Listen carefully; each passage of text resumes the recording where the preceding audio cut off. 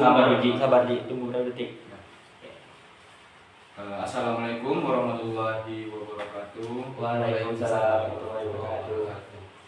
Perkenalkan Bapak Ibu, nama saya itu Raja Muhammad Razi. Saya dari Umrah Universitas Maritim Raja Ali Haji, dan jurusan saya di Umrah itu adalah sosiologi.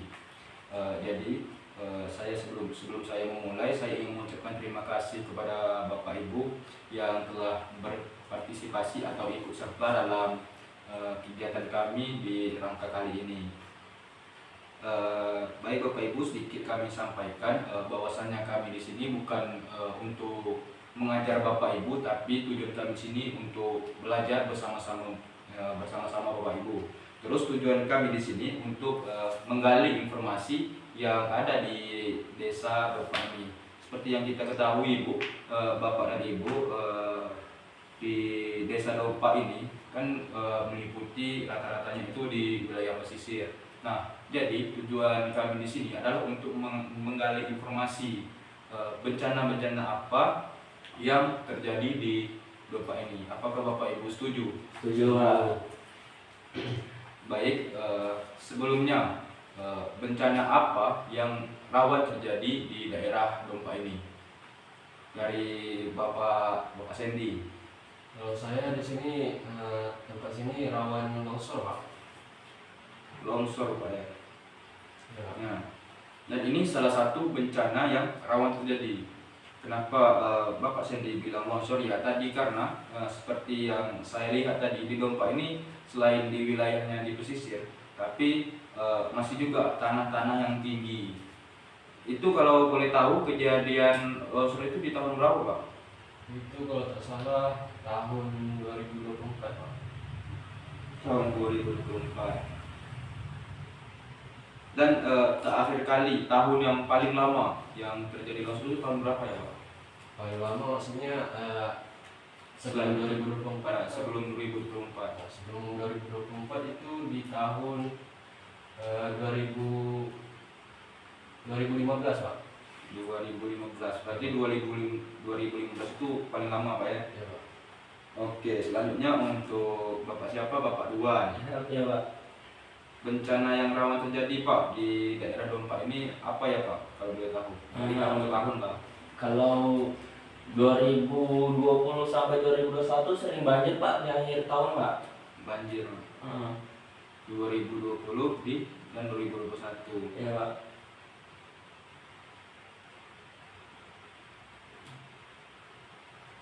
Nah, seperti yang kita tahu Pak,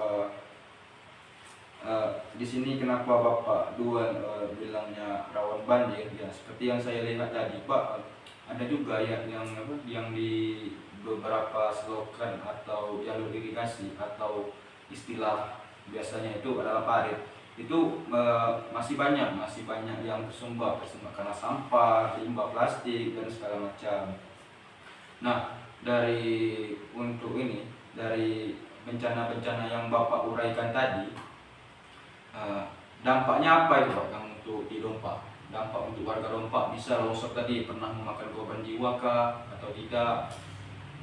Itu di tahun 2024 itu kemarin ada banyak korban jiwa, Pak. Oke, dampaknya itu korban jiwa ya Pak. Kalau boleh tahu Pak, seberapa banyak tanah longsor ini itu memakan korban jiwa? Itu di tahun 2024 kalau tak salah ada 15 orang Pak, luka-luka berat gitu Pak. 15 orang. Dan di tahun 2015 sempat memakan korban jiwa atau tidak Pak? Di tahun 2015 itu ada juga Pak korban jiwa, cuma 10 orang saja kalau nggak salah. 10 orang, berarti beda dari 5 orang.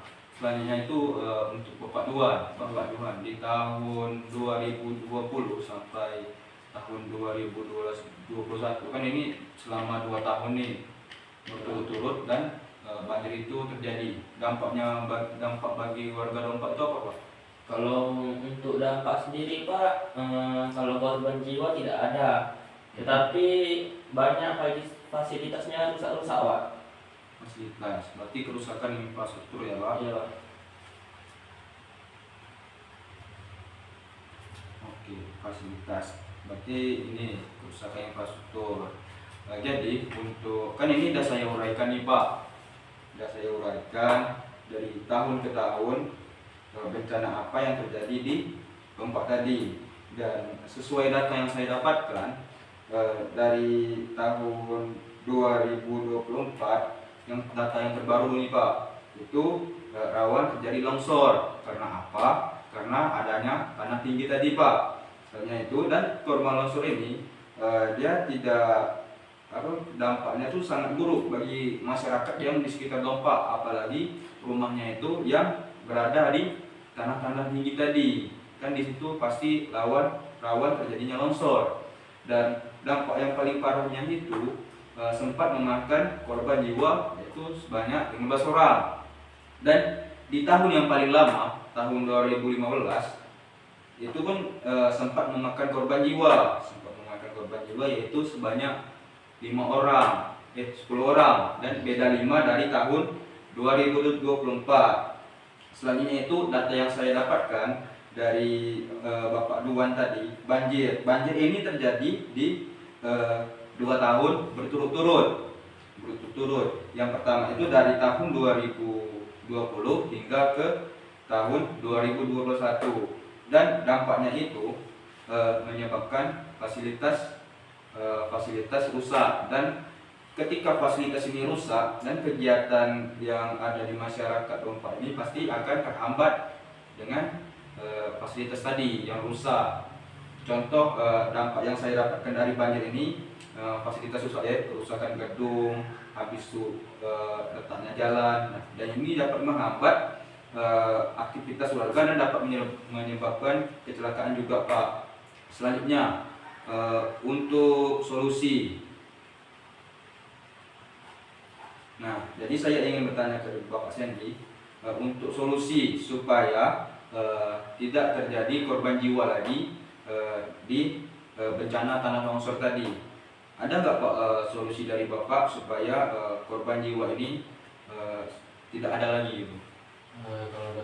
Kalau solusi dari saya tuh minta pemerintah ini untuk masang batu miring lah Pak, Batu miring. biar ada korban jiwa lagi.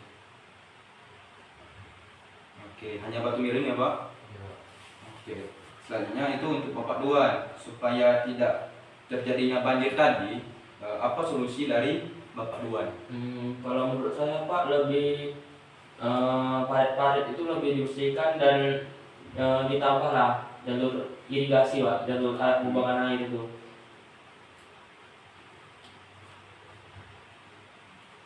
Oke, berarti solusi dari Bapak Duan tadi untuk mengatasi banjir. Jadi kita sebagai warga dan masyarakat Dompa ini harus bergotong royong untuk membersihkan parit-parit yang tersumbat tadi. Dan Bapak Duan juga tadi menyarankan untuk membangun salur irigasi atau parit itu lebih supaya tidak ada banjir. Oke.